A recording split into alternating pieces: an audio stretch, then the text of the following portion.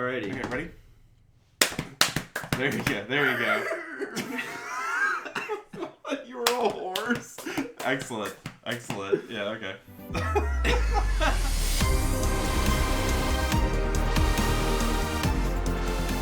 Hi everyone, and welcome to another Atmos video. So we're back with another combo how to play and demo game. We wanted to revisit it now that we've got set 3. We've got some new rules in here, some new cards. We got locations, so entirely new card type. So the way that we're going to do this is we're actually just going to rip into these, and we're just going to get into a game and just kind of talk through it live and figure there's no way better for learning than to do. The first question is how to open these correctly. Ow. The way that I'm doing it, I wouldn't recommend. That was unpleasant. Yeah, me neither. I'm going to cut my finger a little bit. There's got to be a better way. So we have a booster pack. Yep. We're going to save that. Yeah, we're going to save that. And we have little counters. Alright. So it's very reasonable to want to rip into this immediately. We've probably done that every time, but if you're just learning, you might just want to learn your deck first, and then after you play a game, open one as a reward. That's what we're going to do. That is in fact what we're going to do. Oh, it comes with a foil Pongo. That's cool.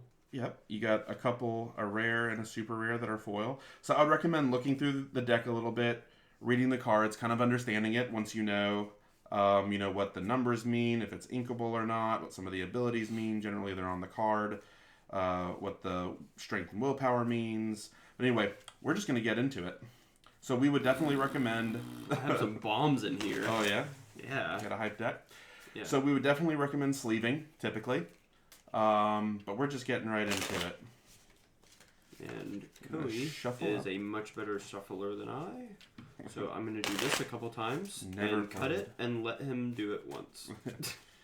Or twice or something. Yeah, so if you're playing casually, there's no reason to, amongst friends, present your deck to be cut or whatever. But at tournament play, typically it's cordial to invite your opponent to cut your deck when you're done shuffling. And at competitive events, you even shuffle your opponent's deck. Yeah. But it's not rude because it's expected. Right. If you're a big old tryhard. Yeah, not doing that again. Here you go. I'm gonna cut yours. Please. Keep me honest.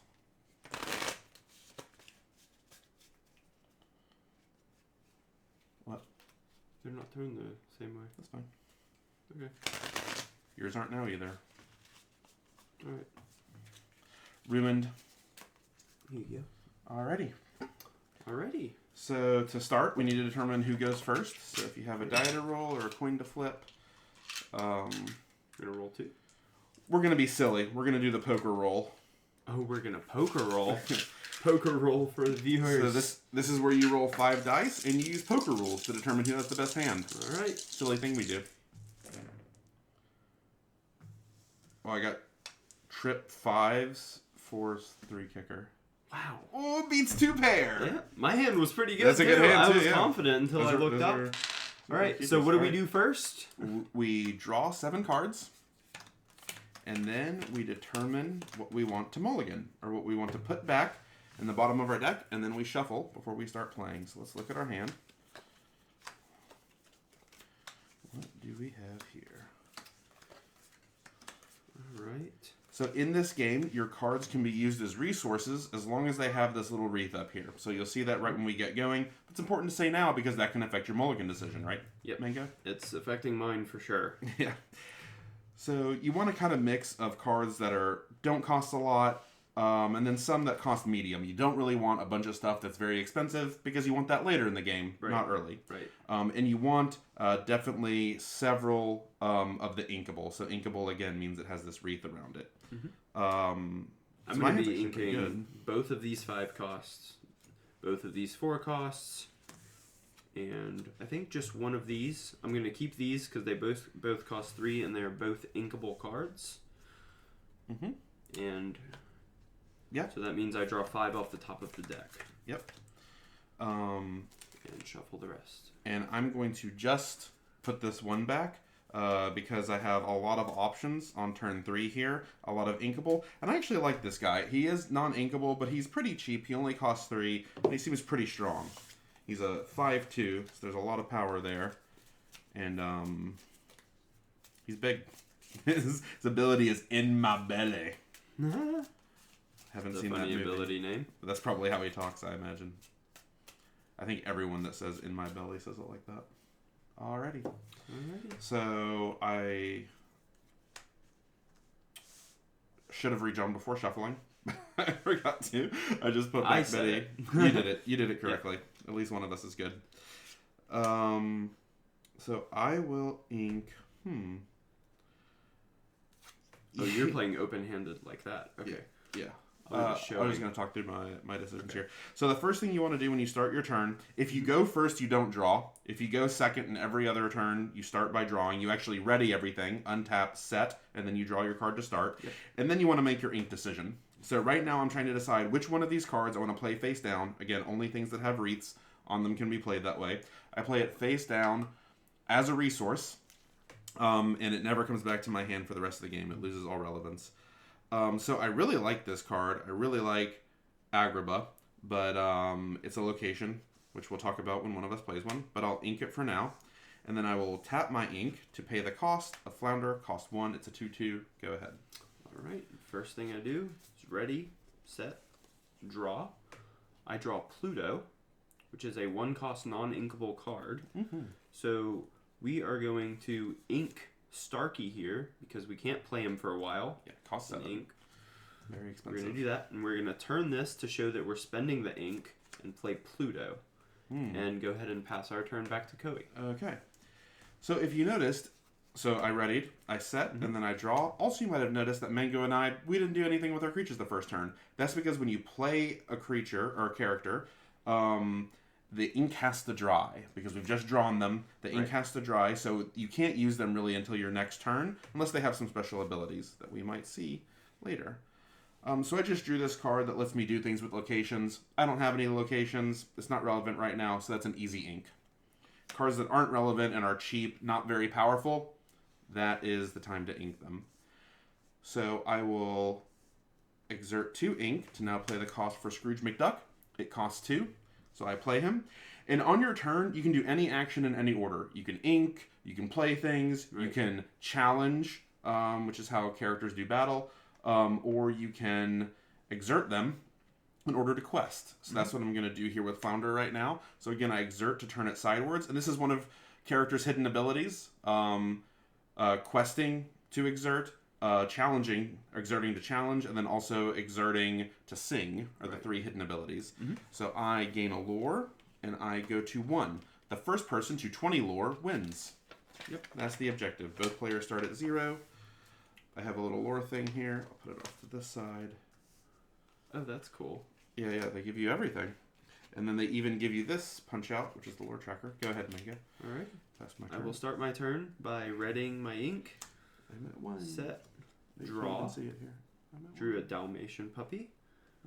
So I am going to ink Improvise, which is an action. If I was to play this, I would just spend 1 ink and play it, and chosen character gets +1 and I draw a card, but I don't need to do that because Pluto has a fun ability. Yeah, what's he do? See this little exert symbol right here? Oh, wait, let me... You have to refocus. There you go. Right there? Yep. I see it. It says you pay 1 less for the next character you play this turn. Yeah. So you have to exert Pluto to do that. Right. I'm going to exert Pluto before I do anything. To use that ability. And I'm going to spend 2 ink to play a 3 cost because it costs 1 less. I see. I'm going to play Rolly. Yep. And go ahead and pass to you. Okay. So, another very important rule in Lorcana is that the way that you challenge, so all characters, like we said, they can quest to gain the lore equal to these pips. Should have pointed out that it's equal to the number of pips that are here. That's how much lore you gain when you quest them. So far, we only have 1 lore people, but it can go 3, some even 4 is really the high end of lore, and some can even go crazier than that, but mostly the limit's 4. So another thing characters can do, as we mentioned, is challenge. However, you can only challenge other exerted characters. So since Mango's Pluto is exerted, that means it's vulnerable. Yep. And so my Flounder was also vulnerable, but Pluto is a 0-2, and Flounder is a 2-2. That's the strength and the willpower. So Flounder will challenge Pluto, dealing 2 damage to Pluto. So you would really want to put a die on him to mark the damage, but since we know he can only take 2, then he's banished, and he goes into your discard. So characters do keep damage in this game. So if he had 3 health, for instance, or 3 willpower, like Raleigh does, if I attacked my 2-2 into it, then it would take 2 damage and still have 1 health and stay in play. Right. I would just get a die and do that with it. And then I will quest Scrooge McDuck, and it says whenever this character quests, you may pay 1 less for the next item you play this turn. Okay, so I do have an item, and it does cost 1 less now, so it only costs 2. But I could ink and play something else. Let's see. I think I actually want to... Yeah, sure. I'll ink Louie here. No, actually, I'm going to ink Dewey. So the reason I'm inking Dewey here is because Dewey costs 3 and Louie costs 4. So I'm inking Dewey because on turn 3 I'm not going to play him. I'm going to play Maui instead. Right. And Maui is a 5-2 Reckless. So what Reckless says is, this character can't quest and must challenge each turn able. But since he's drawing, he can't challenge now. I can't use him, so I'll pass to Mango. Because I've used all my characters, I've used all my ink. When you're getting started, that's a pretty good rule of thumb. Use your characters, use your ink. Play things. Yep. Right. As efficiently as possible. Alrighty, since you took care of my Pluto last turn, I don't have any cost reduction. That's true. I am going to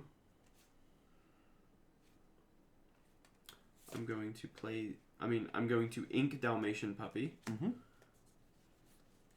And I am going to play Wildcat. Okay. 3 ink. And I am going to go ahead and attack Scrooge McDuck. Challenge Scrooge. Yes, I'm going to challenge Scrooge. Okay.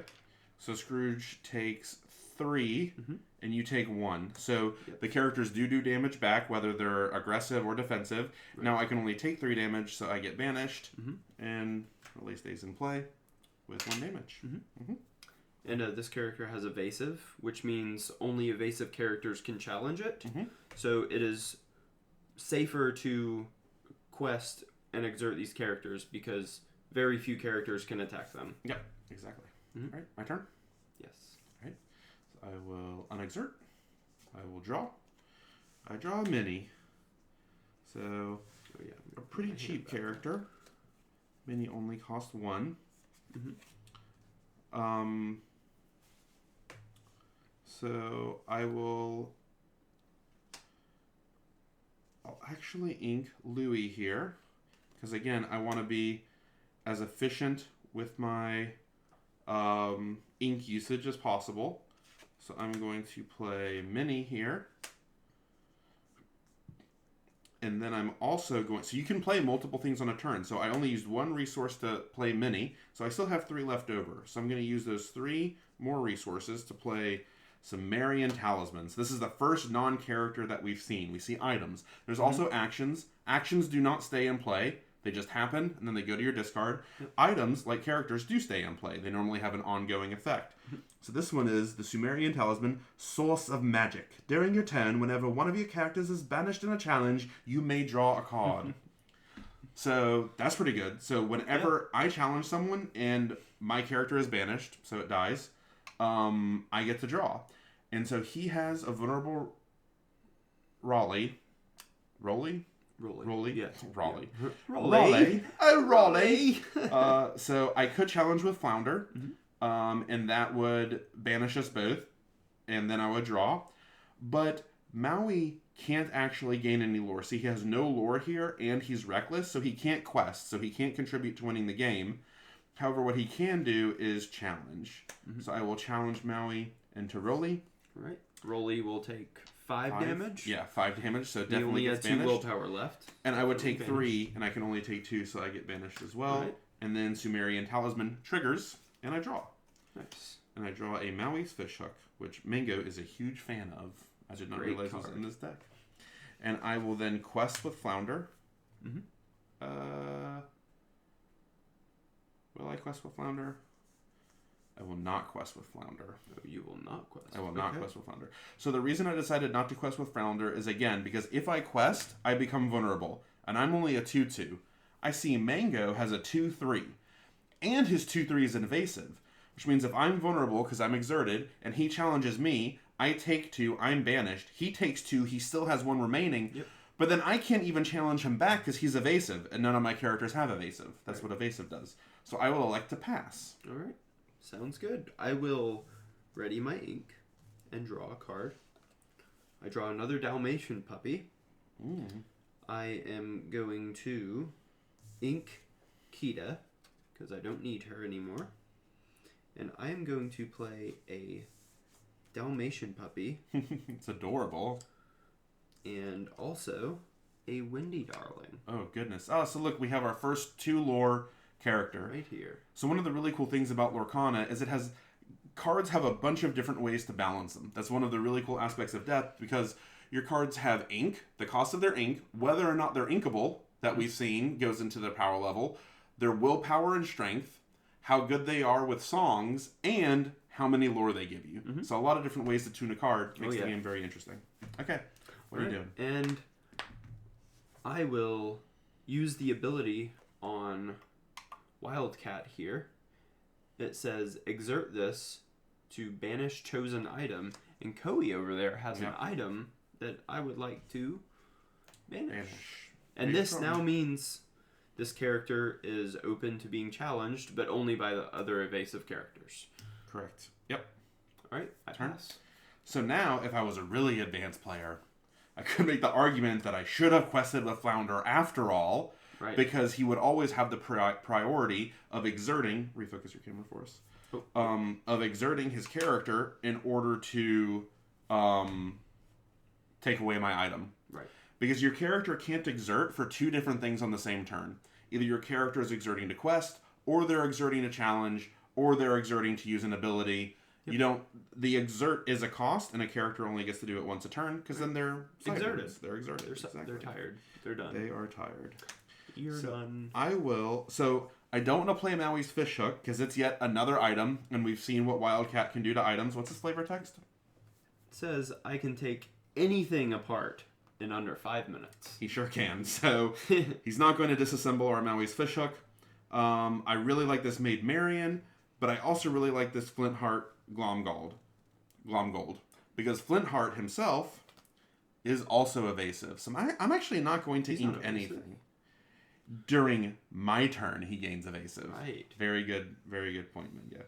So, I will play Flintheart, exerting all my resources, and I will once again not quest, because questing does not benefit me much, because all of his characters have better stats than mine, so I will pass. Alrighty.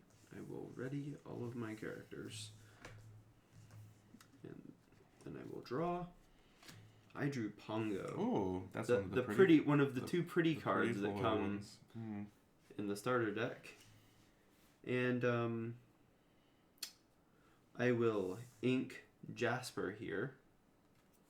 So he will. To play Lucky here. Lucky says, reveal the top 3 cards of your deck. No, exert to reveal the top 3 cards of your deck. You may put each character with cost 2 or less into your hand. Put the rest at the bottom of your deck in any order. Whenever this character quests, if you have 4 or more other characters in play, all of them get +1 lore. So if I had 4 or more characters, I would want to quest with this one first to then give all of them extra lore. But of course, the card's not done being painted yet, so I can't use either ability. I just put it on the board. And it's for other, right? So other is a very important word here, right? Other so you is need very 5 important. total. Yep. Other and another are very important words on cards in TCGs. And I will actually quest with Windy Darling and Dalmatian Puppy for 3 lore. I can't track yours. You have to track yours. Oh, you're right. Yep. So while Mango's getting that ready, one thing you might want to notice is that Lucky is a rare, which we'll talk about how you can tell that. At the very bottom of the card here, you see there's this little symbol.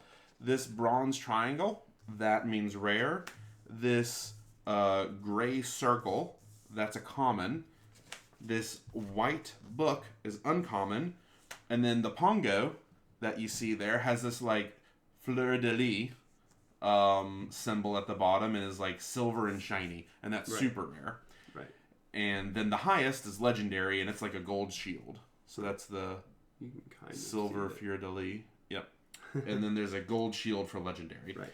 And one thing you might notice is that right when Mango played a rare, it had 2 whole paragraphs basically of text, right? And that Maui's Fishhook, also rare, has a lot of text. Yep. So the higher rarity of the card, the more complexity generally there's going to be. Generally. All right? So you gain 3, right? So punch out your little marker. It is. Oh, Yep. yes. And I will take my turn. I will ready, and I will draw. We draw another item. Notice that Mango, knowing that I have a Flint Heart here, and that Flint Heart gains evasive during my turn, he did not exert Wildcat because he did not want to make him vulnerable, because I would be able to profitably banish him. I just realized this has deck. An Inkwell. So I will ink Vault Door. So Vault Door is another item, but again, Mango has something that can remove items, so that's dangerous. And this says your locations and characters at locations gain resist 1. Again, we inked our only location on turn 1, if you remember Agrabah. Right. So we haven't seen locations. So this just does nothing right now. It just actually does nothing. So it's an easy ink decision. And we're going to, again, be efficient and play for 5, Maid Marian. So Maid Marian says, when you play this character, chosen character gets -2 attack this turn. So that makes it easier for us to challenge into our opponents. So we are going to give the Dalmatian puppy, which has 2 attack, -2 for the rest of the turn. So now it has 0. Then I will challenge with Minnie, and I will challenge with Flounder. All right, and that's 1, 2, 3. That's 3. 1 attack and 2 attack. So multiple characters can challenge whatever character that is vulnerable. Dalmatian puppy had 3. Yep. So now it's banished. And I don't take any damage because Maid Marian give him -2 attack for this turn, and that lasts for the whole turn. And then Flint Heart Glomgold will challenge Windy Darling. And Windy Darling does have 1 attack. Can only take 3, so I do take 1. And then I will end my turn. Alrighty. I will ready my ink. Ooh, I keep moving this by accident. And draw. And I draw a Nani, who is a bodyguard. I think I will play this Nani, actually, for 1, 2, 3, 4, 5. And bodyguard says you may, when this character enters play, you may play them exerted, and he has to attack the bodyguard before he can attack any of my other cards. If the bodyguard is on the board exerted for any reason at any point, he has to attack it first with characters. Thank you. So I will play it exerted. Okay. And then I will use Lucky's ability to look at the top 3 cards of my deck. I'm being a fool over here and not using this correctly. Ooh, okay. So if they cost 2 or less, I can keep them. None of these 3 cards, unfortunately, cost 2 or less. Oh boy, those are good ones, though. Right. Unfortunate. So I'm going to have to put them on the bottom of my deck. That was unfortunate. And then I will quest with Wildcat for 1. So I go up to 4 victory points out of 20. 4 lore, which are the victory points of this game. And you don't have to, it's not in the rules at all, but for characters that exert, it always has the arrow pointing this way, so I like doing that. Oh, neat. And when I quest, I like pointing the lore. Cool. It's just a little thing I like to do. I like that. That's neat. My turn? Mm-hmm. All right. So I will ready everything. I will set, and I will draw. I drew high. Okay, so let's see if we can do something crafty here.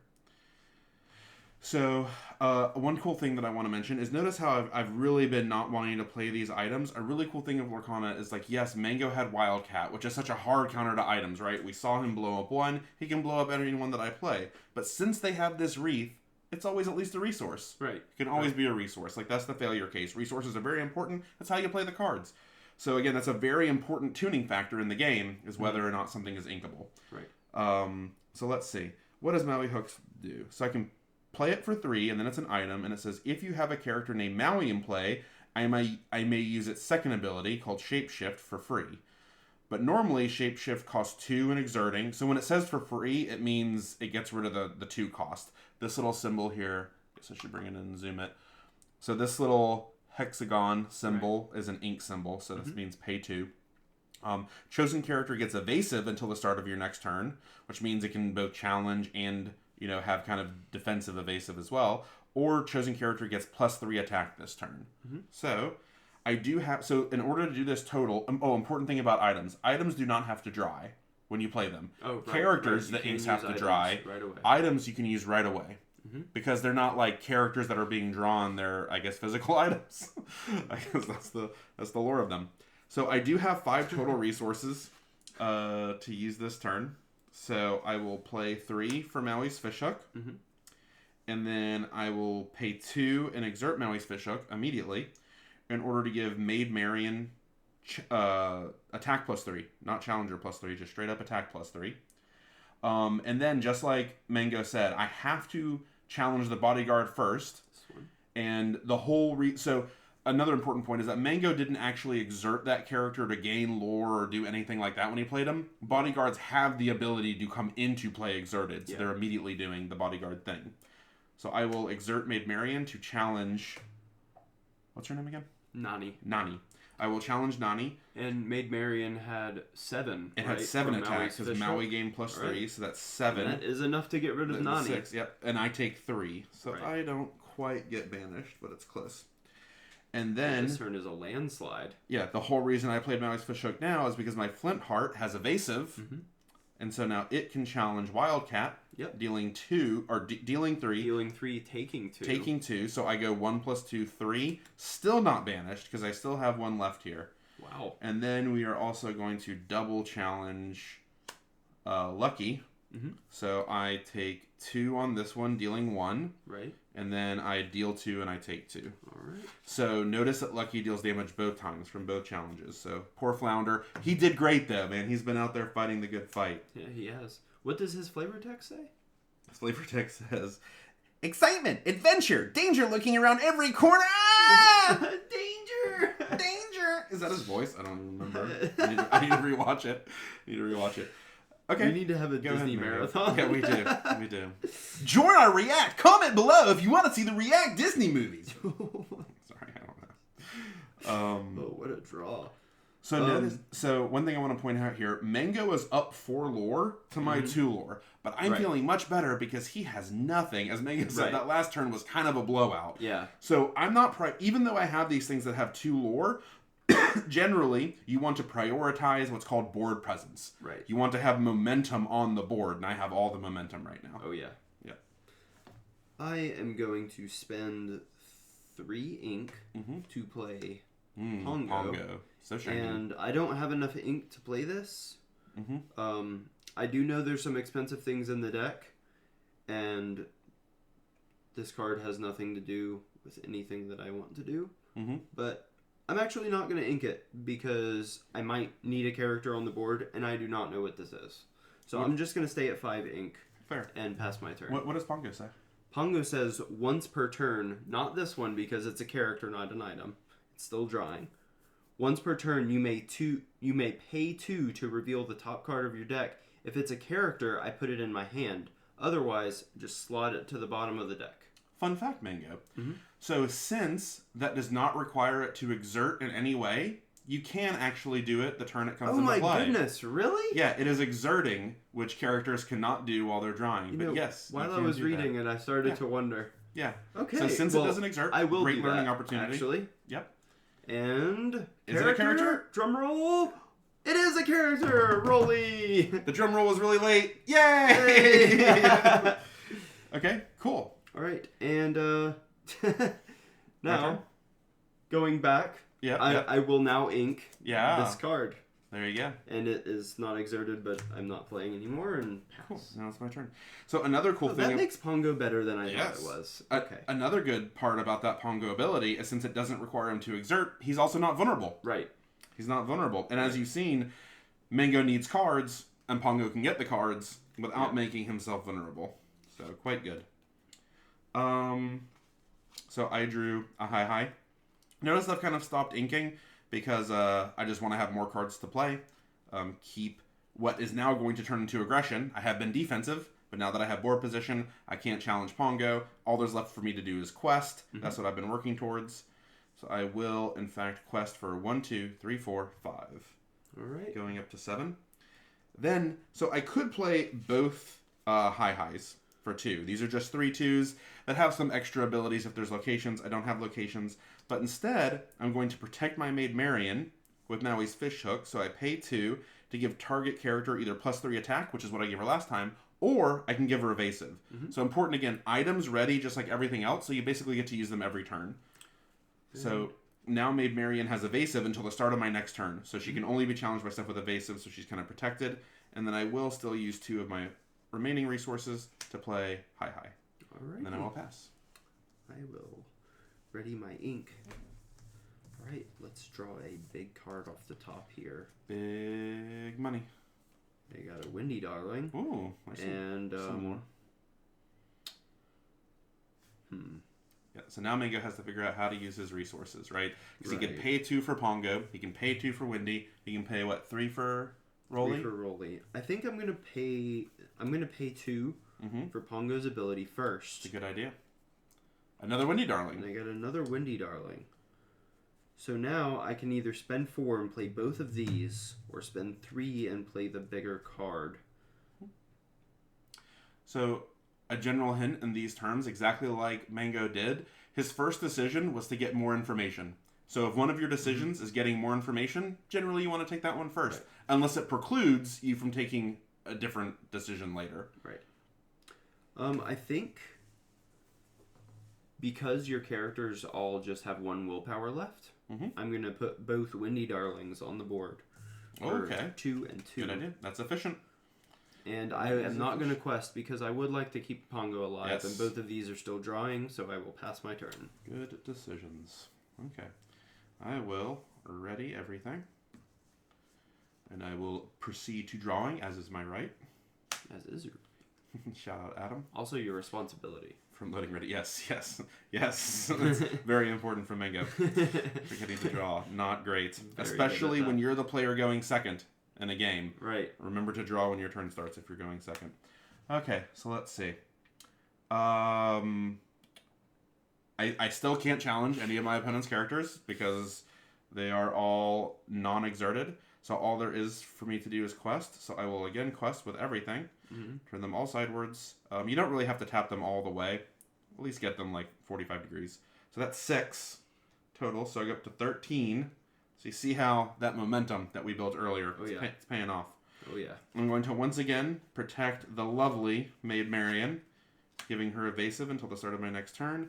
And then I will play for 3 both of my remaining characters. That's how you want to draw it up. Perfectly efficient. And now we have a ton of momentum, and I will pass. Alrighty. Well, we have a lot of cards to get off the board here. I drew my other foil card in the starter deck pack. Drawing all the bombs. Well, I don't have any locations, so yeah, that's true. Peter Pan says once a turn, when this character moves to a location, you gain 1 lore.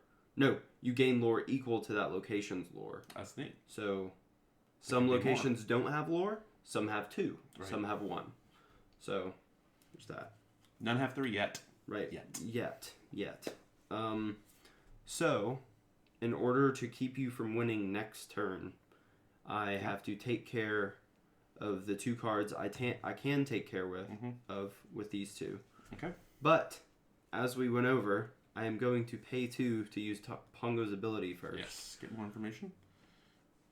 And this is a good card to ink. What does he do? Let's just read it. when this card moves to a location, he gets +3 attack this turn. Yep. So locations. It's a niche case. The card has okay stats for its cost, but that's not what I'm interested in right now. Nope.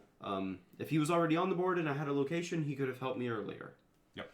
But we are going to challenge the duck, Flint Hood, right? Flintheart. Flintheart with Windy Darling, and challenge Minnie Mouse with this Windy Darling. Okay. And so you take all your health and damage. You take 3 from Flintheart. You take 1 from Minnie. All right. And Minnie already had 2, so she goes to 3 and is banished.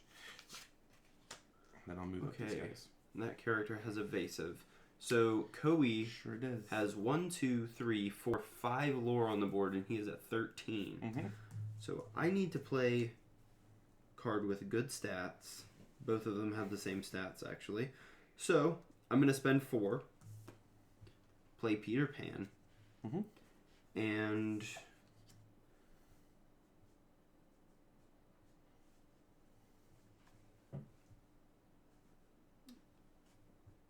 challenge Hi Bongo. Correct decision. Mm-hmm. So even though that was trade. Yes, and we trade. Mm-hmm. So even though that was a great value in that it was constantly drawing Mango cards, he's at a point in the game where if he doesn't slow me down from gaining lore, because I'm so far ahead, I'm just going to run away with it. So that was the correct decision. Painful, but the correct decision. Yeah. You probably saw it in my face. I was like, I have to do that, don't I? There's no point in an engine if the game's over. Yep. This was an interesting game, but we keep getting these location cards with no locations. Well, maybe you next inked your game. location. I did ink it. You're right. Which I think was the right decision. Yeah. So I will ink this voyage because once again we don't have locations, and then I will continue with the game plan that we have seen. I will use Maui's Fishhook to make Maid Marian evasive. It doesn't matter if I do it before or after she because it says until the start of my next turn. Yeah. So that's another important. We mentioned another is important. If it's only for this turn, until the end of turn, or until the start of your next turn. Very important distinctions, especially for evasive. That's what you see it the most. So I gain 2 lore here, going to 15. Then Minnie will gain me 1 more, going to 16. And then since your Windy Darling is vulnerable, and I'm a 3-2, and you're only a 1-3, I will challenge it. All right.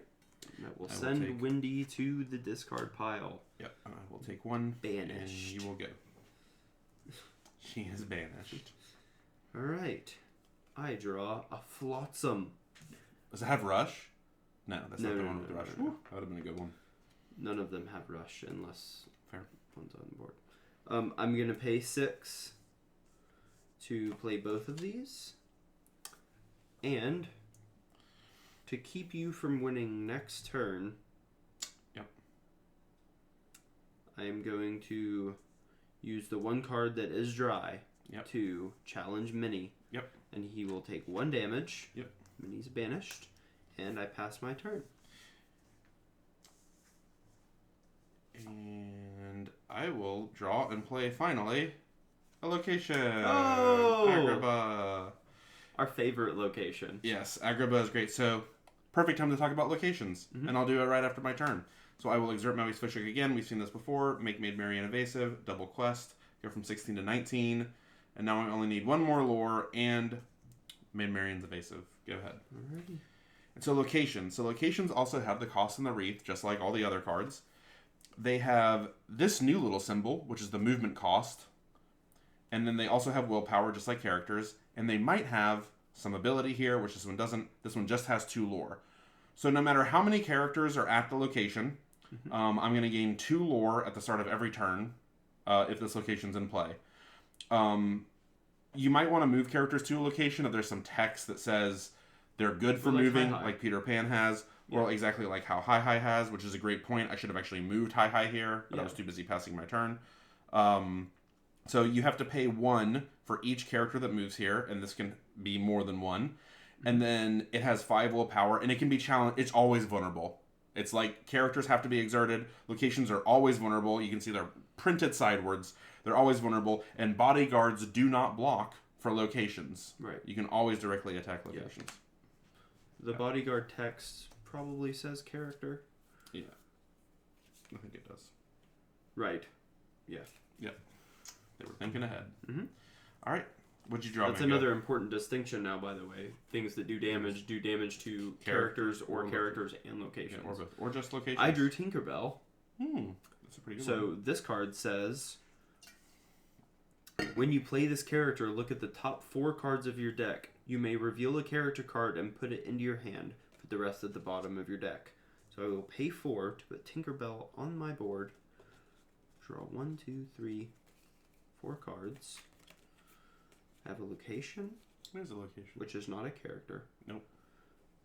A Dawn Carnage, Flotsam, and Patch. I have enough to play Flotsam, so I will take Flotsam and put the rest at the bottom of my deck. Unfortunately, nothing that gave evasive. That would have been a pretty crazy rip. And I'll go ahead and play Flotsam. Running out of room here. Yep. Alright. And now we have to try to deal with your board, which we can't attack Maid Marian at all. Can't challenge her. Yeah, challenge. That's going to be what... Since the location is open, though, it is always exerted. It is technically a 0/5 with 2 lore. It does no damage. Right. No damage. And I will challenge it with the Flotsam that I have that is dried. Yep. And it will do 5 full damage. 5, and then it's just immediately banished. Right. So, not a great decision playing it. Right. And I will throw Peter Pan into Hi. And they trade off. Yep. And I haven't read this yet because it didn't come into play this game. Well, it came into play, but the ability didn't matter this game. This character has support, which means if I was to quest with this character, it gains 1 lore, and then I get to add its strength to another card for this turn. Yep. Which is pretty good with Tinkerbell, right? Because Tinkerbell's only a 1/4. Right. So she's pretty weak. But if you have Rolly giving her +3 attack when Rolly quests, again, that's what support does. Yep. Now she's a 4/4. So I'm gonna quest. Yep. For 1. Get a 5. And quest for No, Tinkerbell. You just right? I just played. And he has to pass here he command. goes. Again, the only reason he didn't challenge Maid Marian is because she had evasive thanks to Maui's fishhook. And then I drew a Scrooge McDuck, but it's not relevant because I'm at 19. And right when you hit 20, you win the game. Yep. Good game. Good game. Thank you. So be a good sport. Yeah. And before you cry, shake the hand. Be a good sport. And so you can concede at any point in the game, which I would have when I realized I couldn't win. But we wanted to go ahead and play it out because we had a couple more things to show. This was actually a pretty interesting game because, as Mango said, that turn really was the blowout. Yeah. Right? That's what set up the win. Because what we saw is then using Pongo, now Mango's in a dominant position, right? I only have 1 thing left. And it was only by virtue of using this evasive ability every turn that I was able to win. Because, like Mango, clearly now he has all the momentum. Because I made the adjustment. I played not for lore. Went after him, and then once I got the dominating position, I just tried to rush down the lore. Good game. Good game. It was a neat one. So this is what I should have done with Hi. So what we see here is that Hi does have an ability. Once per turn, when this character moves to a chosen location, each opponent loses 1 lore. So when I played Agrabah, which wasn't a great decision because Flotsam was just able to banish it immediately, I could have at least spent the 1 cost to move Hi. Again, there's this 1 cost on Agrabah. So if I went back here and I still had 1 resource remaining, I would have used it to move Hi onto Agrabah, which doesn't really do anything because of Agrabah, but because of Hi, when it moves, Mango would have lost the lore. So. Yep. I was just so excited to get the location. Yeah. Yeah, it's similar to Peter Pan. It's just the opposite of what Peter Pan does. Yep. So we're going to play 1 more, but Mango, why don't you open your pack? See if there's anything spicy in it that you want to put in the deck.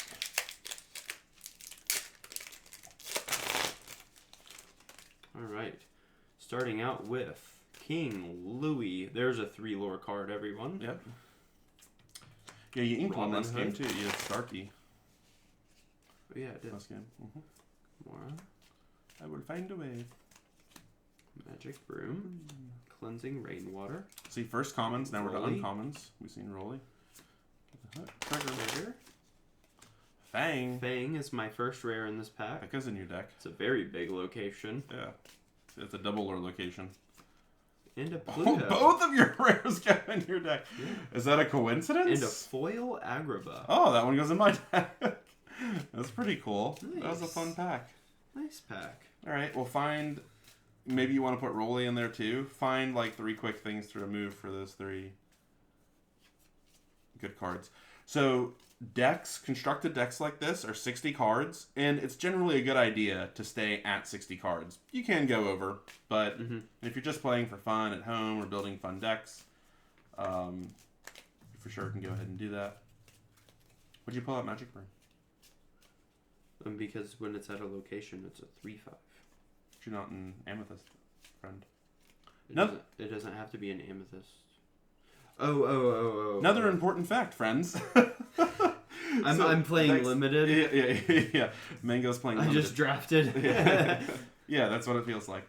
So also constructed decks can only be 2 colors. They could also be 1 color. But as you saw, ink basically has no color, so you don't get any advantage for just playing 1 color. But you cannot be 3. Unless you're doing sealed or draft, which are known as limited environments, then you can.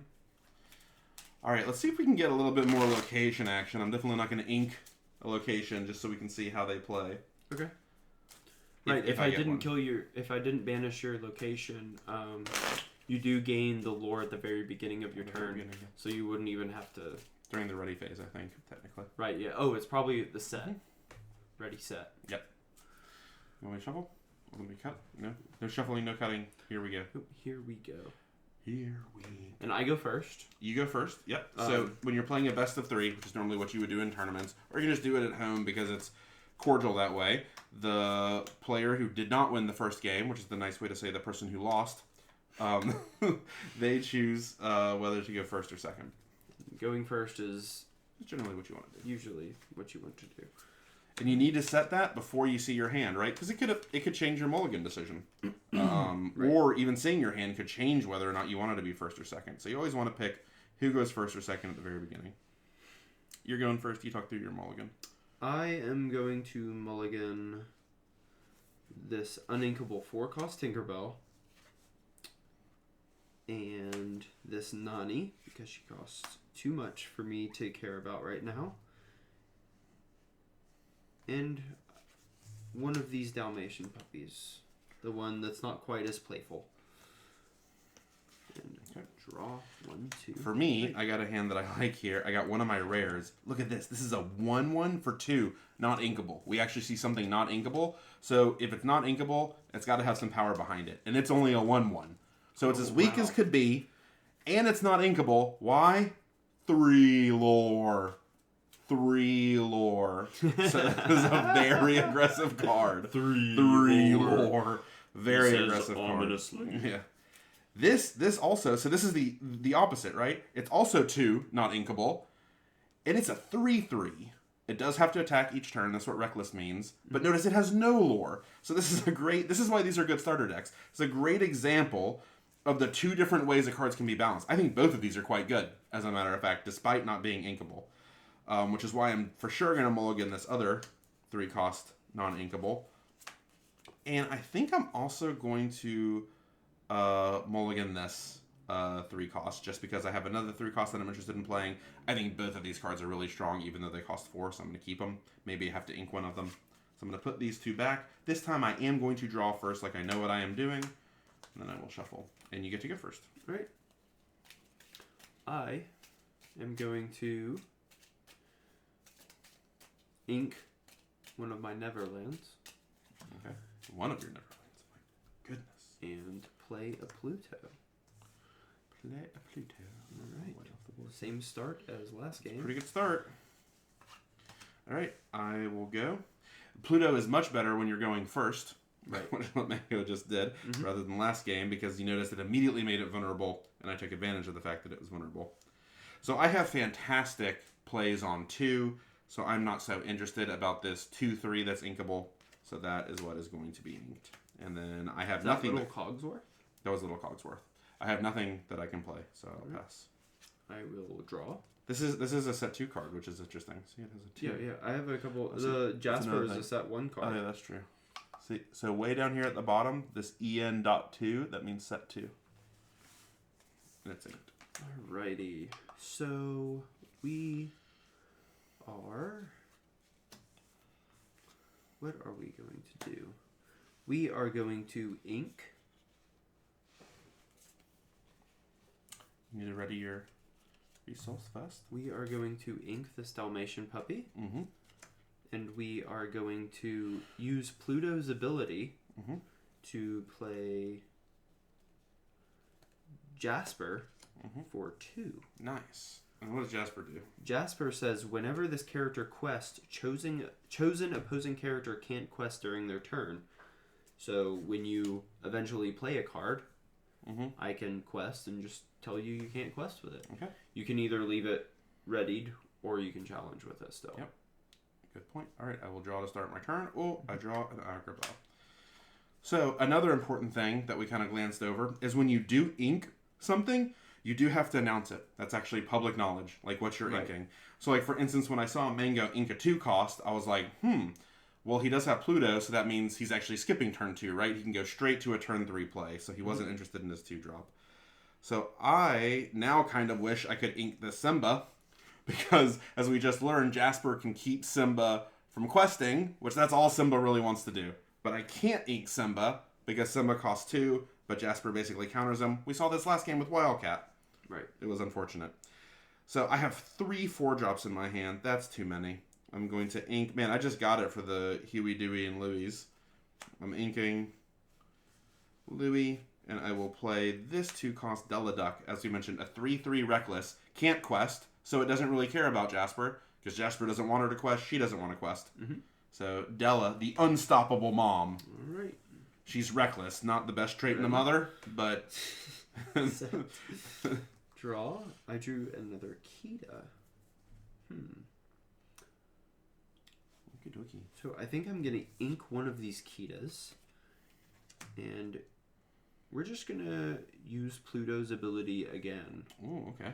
We know that he's got a reckless character, so we're pretty much sacrificing Pluto at this point to play a 4-cost for 3. And we're going to get Cubby on the board. Oh, boy. And then we are going to quest with Jasper for 1. And Della can't quest, but Della couldn't quest anyway. Right. Yep.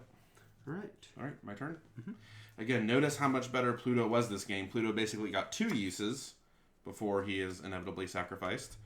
Also, another note, Pluto is good with bodyguards, which we've seen that deck play before, because that's how you protect Pluto. Bodyguards. Keep him doing his thing.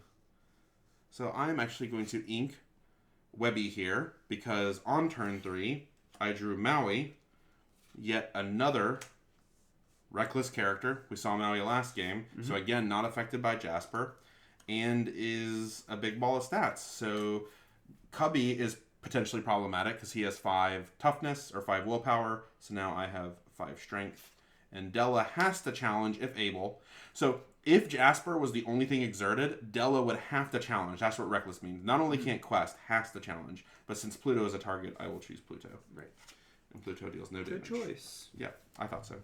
Your turn. All right. Well, ready, set, draw. I drew Patch. I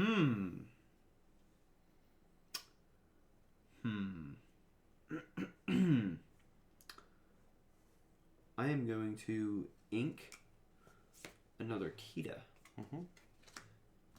Pay 4. Oh boy. To play Fang. Fang. The location I just pulled out of the pack for losing. Fang says characters gain ward and evasive while here. What's ward? Ward means you cannot target it at all. Yeah, with actions. With character with character abilities or actions or items maybe. Yeah, right. But they still can be challenged. Right, they still can be challenged. They just can't be targeted by evasive characters. Because it also has evasive. Yeah. Right. So super protection. Right. Super protection. Both types of protection. Love it. Yep. It costs 2 to move characters here. That's expensive. This location has 6 willpower and 2 lore turn. Yep. We are going to quest with Jasper. Yep. Go to 2.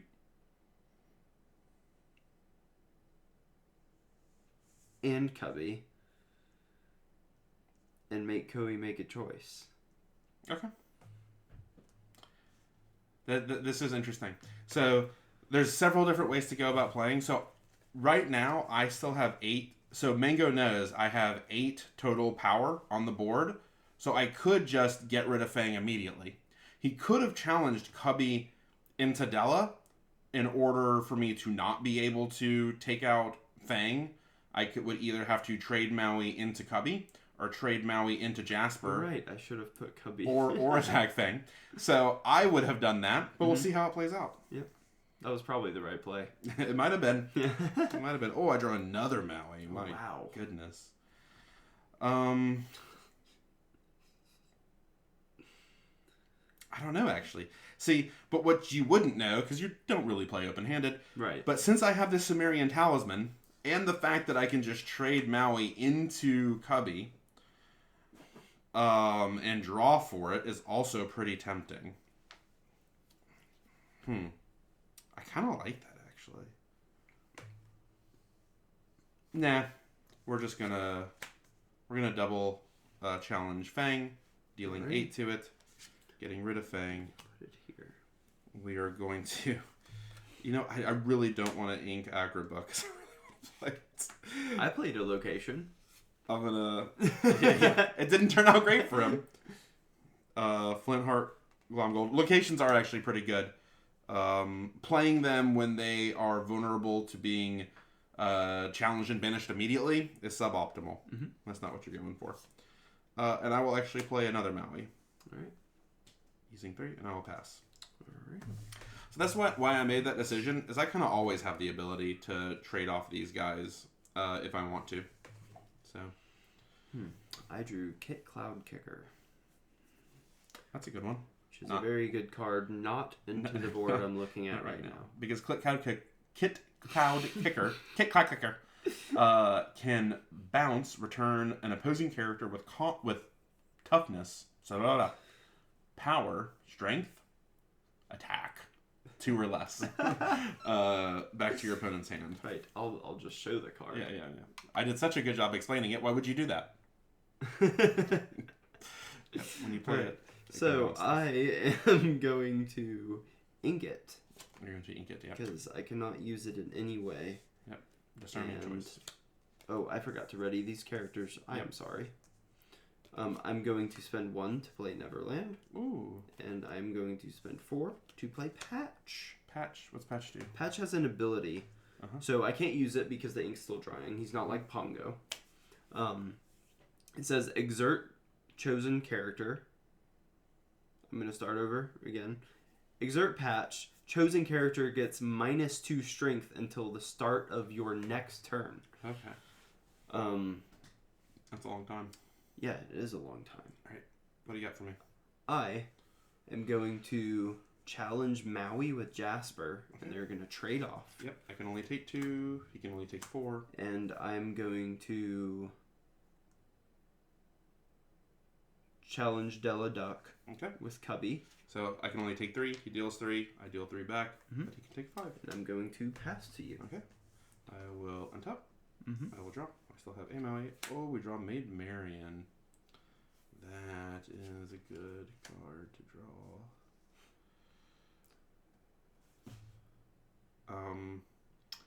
Once again, tempted to not do it because I can draw out of it. And once again, tempted to ink Agrabah. Whatever, I'm just going to do it. I'm going to ink Agrabah. We've seen what locations do. You've played them. I'm going to play Sumerian Talisman. Again, during my turn, whenever one of my characters is banished in a challenge. So you have to pay attention to all the words. So it only happens during my turn when one of my characters is banished in a challenge. So if it's banished in a challenge on my opponent's turn, I don't draw. So I have to be the one initiating the banishing, which I will do. Maui will challenge into Cubby, which Maui is banished. Cubby. And then Sumerian triggers. Service. Oh, I got Dragonfire. That's a good one. So Dragonfire just costs 5 and says, banish chosen character. And when your opponent has no more cards in his hand, you might want to hit your focus. I don't know what happened there. Yeah. And has no more cards in his hand, then we're in a really good spot. Because if he plays something strong, we're just going to banish it. And then I'm going to play Simba. Alright. just to use all of my resources efficiently. Go ahead. Right. I'm going to ready. Since I have a location with 1 lore, go up to 4. Yep. Draw a card. We drew a location. And we're going to go ahead and play the location. Goodness. We're going to have to deal with these. Nothing else to do. Yeah. And I'm just going to go ahead and quest with Patch. Yep. For 1. Hey, I have 0. And you have how much? 5? Pass to you. 5. We're going to have to make up ground at some point here. Oh, another Gramma Tala. Let's, so I could play Maid Marian here to give, who's that? Patch? Mm-hmm. To give Patch -2 attack, but it's only this turn. Right. And also, even if it had 1 attack, it could still take out Simba. I'm almost tempted to Dragonfire your Patch just to get Simba going. Because if I exert Simba here, he can just easily be challenged. Mm-hmm. But I'm going to... You know what? I am just going to play Maid Marian. I think it's the most efficient thing to do. Again, when in doubt, use all your ink. I'll give Patch -2 attack, which doesn't matter. And I will quest for 3. Alrighty. 3. Go ahead. Alright. So, before you draw, you gain 2 lore. Oh, yeah. With locations. 2 lore. 1 for each. 2. Boop. You're at 7. Okay. Alright. I drew Jetsam. Oh, that's a good one. Luckily, I can play Jetsam. Jetsam has ward and says characters named Flotsam gain ward. So if I had characters already on the board or in my hand that I played after, no matter what, if your character's name is Flotsam, they have ward. Yep. If this card's in play. Yep. I am going to... I have an exerted 1/1. What are your thoughts? I am going to challenge your 1/1 right. with 3 lore with Patch and take 1 damage. You will take a damage.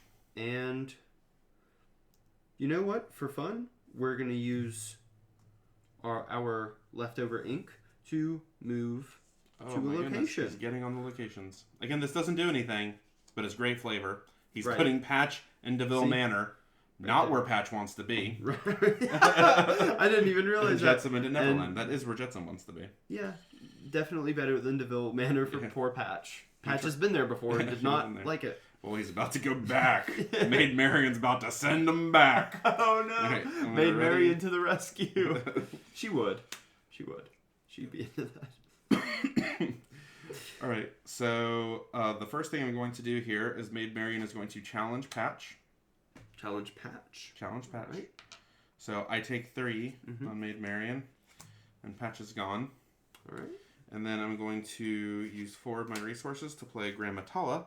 And Gramma Tala says, when you play this character, look at the top 2 cards of your deck. Put 1 in your hand and the rest in the bottom. I like this card. I like cards that are not terribly costed and draw me cards. I get to look at the top 2. Ooh, that's a shiny one. That is a Scrooge McDuck. This is my super rare. But ironically, I actually want an ink. So you might think, man, I really want to get this super rare because it's a 3/5 that also gets evasive. And yes, that is pretty good.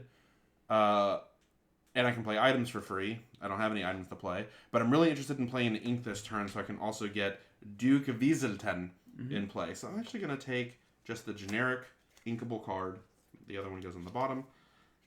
This is Gramma Tala, and I will immediately ink Voyage and then use the 2 to play Duke Wieselten. Pass. It's Wieselten. I know. In English. Wieselten. All right. 2 lore from my locations. 1, 2. Oh, I'm all askew. And I pulled Strike a Good Match.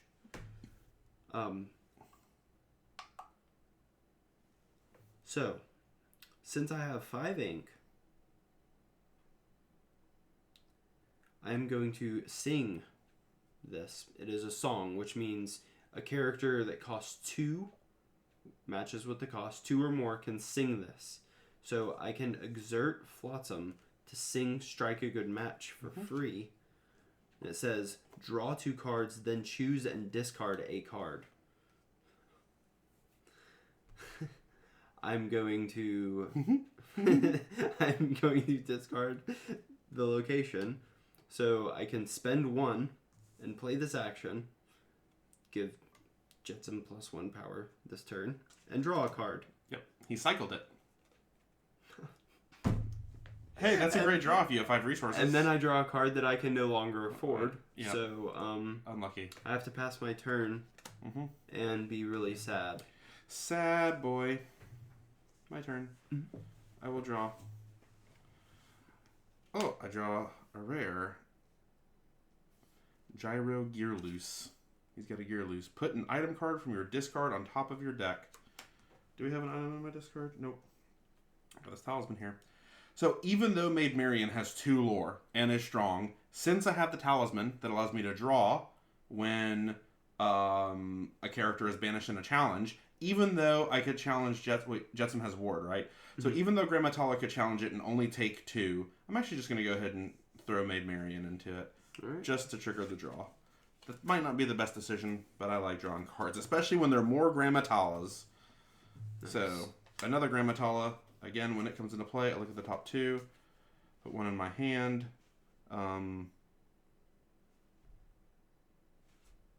Again, just to be as fast as possible, I'm going to take the high, because, again, I just want to play it this turn.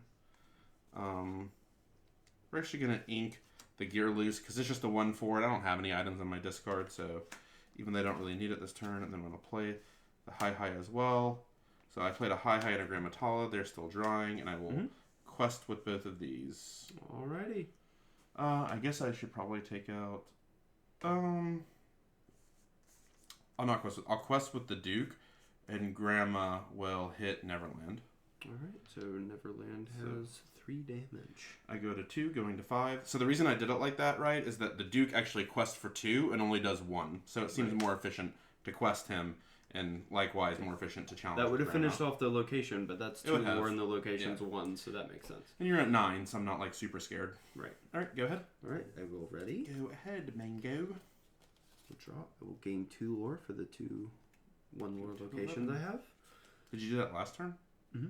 Okay, cool. Check the tape. All right.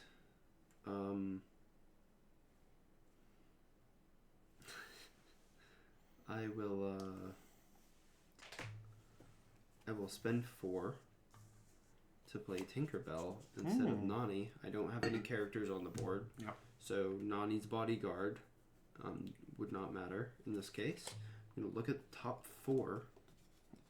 They put a lot of card advantage in these starter decks. Yeah. Like Sumerian Talisman, Gramma Talas to redraw. They don't want you bricking on cards. Right. Oh boy, look at those 4 cards. So a rare and a super rare. Not these. I think I'm going to get Pongo. Yeah, Pongo's pretty good. And so he does have... Notice whenever a card like has a conditional, what you can get.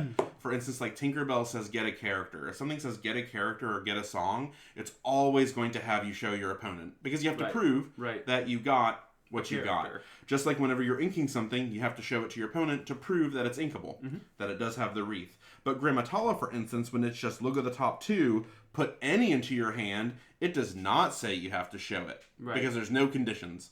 It's not conditional. Right. So you just get to do it without giving your opponent any information. All right. And I will pass. You'll pass. All right. I will ready. Once again, this feels familiar. We have acquired momentum, and our opponent has acquired a Pongo.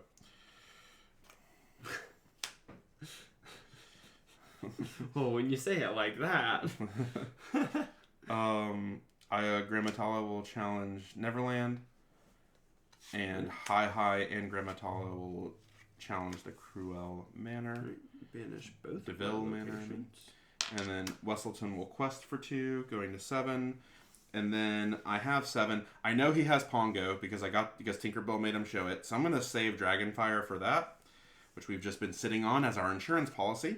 And I will instead play Dewey, which is a 2/3 support with 2 lore, and Gramma Tala. Look at the top 2. Again, put 1 of our hand. This time we just want as big things as we can get.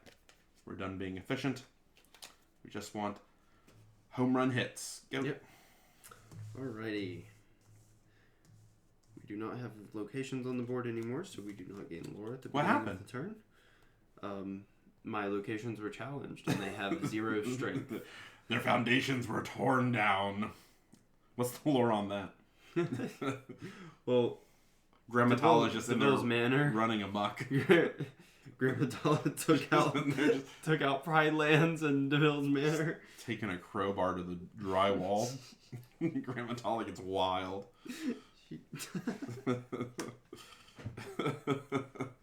All right. Gramma Tala. Not the Gramma Tala. Right. These are her blueprints. Plan of attack. We don't have many plays that can deal with the things you were doing. Yeah. We're gonna. Aww. You're gonna play things. We're gonna play Nani in bodyguard form. Huge. And quest with Tinkerbell for 1. Quest with Tinkerbell for 1. All right. You don't have anything with 1 willpower, I right? No. Okay. Turn. Okay. We're gonna get crack-a-lackin'. So, Gramma Tala is so good. The whole reason why we're so ahead is because this Gramma Tala keeps drawing us a card every time we play it. Oh, I drew one of the foil rares. Moana. So Moana can shift. We haven't talked about shift. We have not. Shift is the coolest and most complex ability in the game. We love shift. We love shift. So shift actually lets you play a character for less than the cost up here. So normally, let's bring Moana tighter and focus correctly. So normally Moana costs 5, and she's inkable, the wreath. But for 3, I can shift her, which means I have to have another character in play named Moana, which I don't have. So I can't shift her. But if I did, then I could only pay 3 and actually play Moana on top of that other character. Play it on top of her. A really cool thing about shift is assuming the character that you're shifting on was in play the turn before, right? It's already been in play for 1 turn. Right. This Moana doesn't count as having just been played. Right. It takes every status effect. Correct. It takes every effect of the existing Moana. So if that other Moana had damage on it, if the other Moana was exerted, similarly, if the Moana was dry, like we just said, then this Moana is also dry. It's like your character is evolving or growing in its story. So it can immediately exert, it can immediately gain 2 lore, it can immediately use its abilities, etc. Really cool ability. And it says whenever this character quests while at a location, ready all other characters here, they can't quest for the rest of the turn, which means they can still challenge, they can still seal songs, they can still do other abilities that they may have. And the cool thing about this is if your other Moana was already on a location and you shift this on it, now it's on the location and can immediately quest to do its ability. Again, pretty complex for starters, but I'm glad that we got to see one. Yeah. What's not complex is our decisions here, because we're way ahead. So rather than even worry about Dewey boosting a Gramma Tala, that's still not enough to take on a Nani, because Dewey has support, so if Dewey quests, then he gets +2 attack. That's still not enough to get Moana. We could just Dragonfire Moana, but I love drawing cards with Sumerian Talisman. So 1 Gramma Tala will challenge, and then the next 2 Gramma Tala will also challenge. Right. And for each one of them, I draw a card, because whenever one of your characters is banished, and those were 2 different. So, I draw another Moana. This is what you can shift on. So since this Moana costs 4, not the best shift target. Ideally, you want things that cost 1, very cheap stuff to shift your bigger creatures 1, on. 2, 3, usually. And my second draw, oh, Maui's Fishhook. We know what this does. We saw this last game. It was excellent then. So I am going to quest with Dewey to go up 2 to 9, and I will give +2 attack to Hi with the support ability. Hi will then challenge Tinkerbell, taking 1 damage, banishing Tinkerbell. Sheesh. And then I will double quest for 3 more, going to 12, and I still haven't played anything. I'll play Maui's Fishhook, and I'll play Moana. All right. Go ahead. I will. We're doing it, boys. We got there. I think we got this. Get there. You did. You did. I think we got this. Just barely. Oh, I need to refocus. Gotta keep my head in the game. Can't get cocky. I still can't even play 2 cards. I'm gonna ink Windy Darling and play Nani. Another Nani. And I'm not putting her in bodyguard form. Okay. And, I need to exert my ink to play her. Sorry. And I'll go ahead and pass to you. All right. And you should be able to win from here. I might get there. So I'm going to draw. It is a voyage. I do not care about this. So maybe at this point we would elect to be nice if we were, playing like a small child or a relative or a dear and much loved cousin. But instead, we're going to cast Dragonfire on his Nani in order to banish it. All right. Because we're doing the optimal play. For learning. Yeah, for learning. For learning. And then we'll quest with everyone. Mm-hmm. So 1, 2, 3, 4. This doesn't quest. 5, 6, 7. Oh, we'll go to 19. Lame. All right. Pass. All right.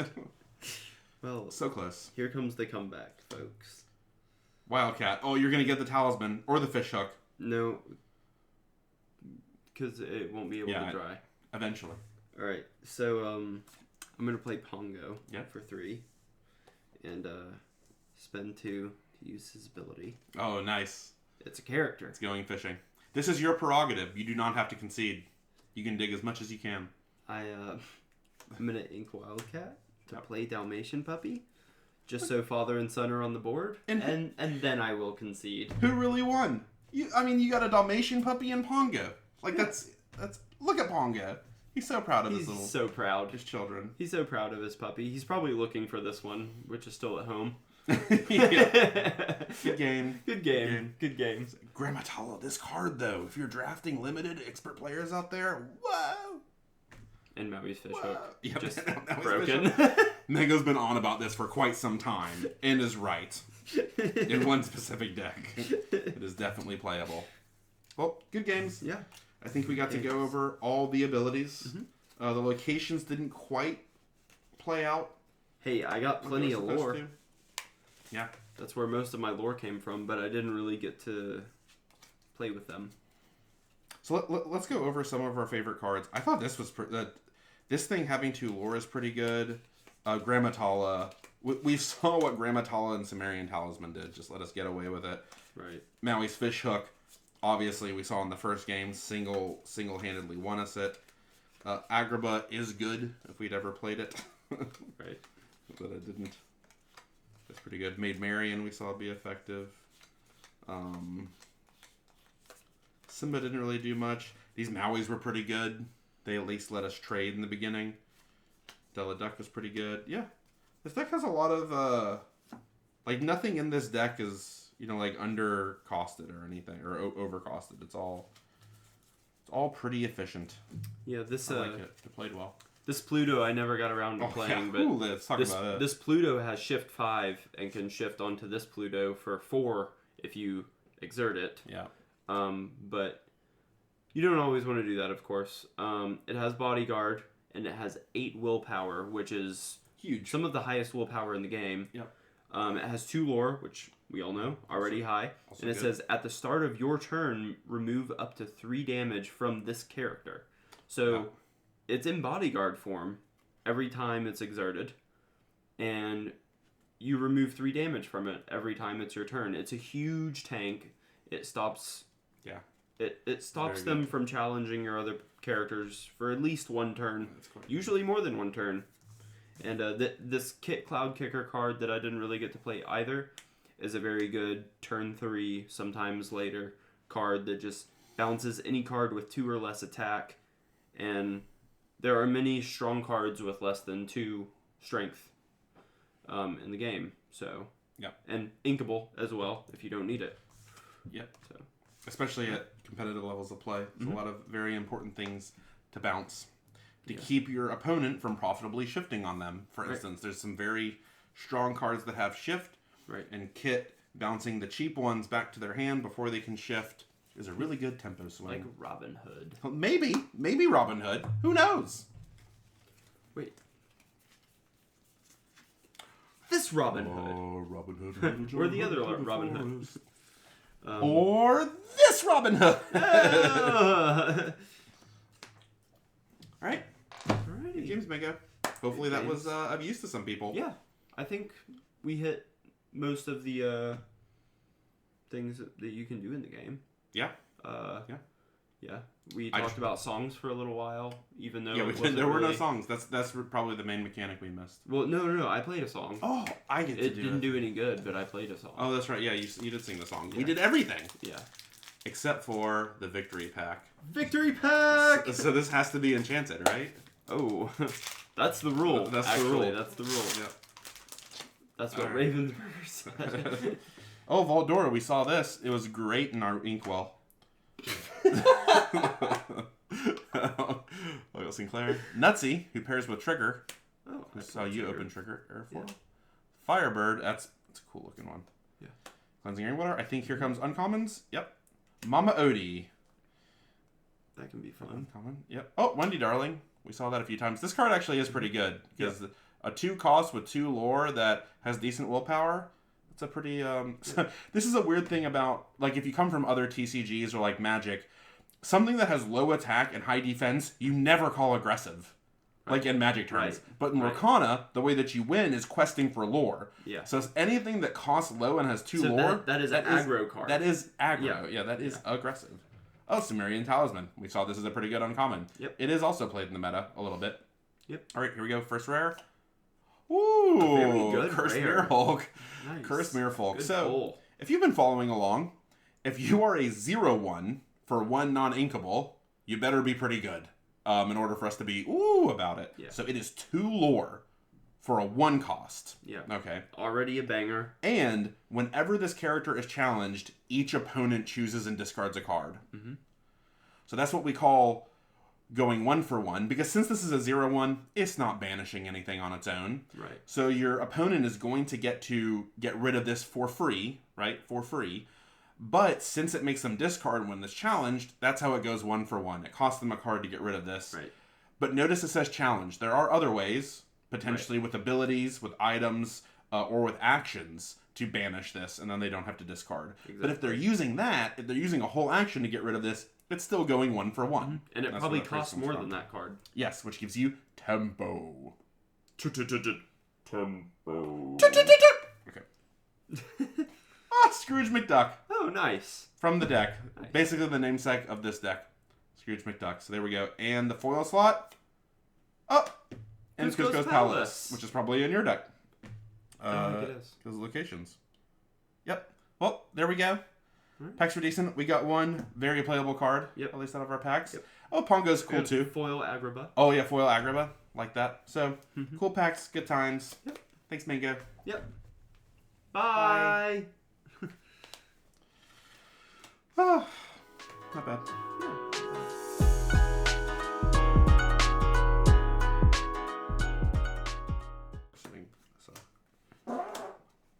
Tremendous. You should be ashamed. I'm aghast. You should be ashamed. It just stopped. It just stopped. Whew. Unbelievable. Wow. We would, if I didn't cut that stuff out, we'd just be a pure fart humor channel. That's all we would do. Yeah. Yep. Very mature. It's not the audience we want to cultivate, Mango. Why not? Yeah. Not trying. Oh no! Now I've offended the fart joke community. They're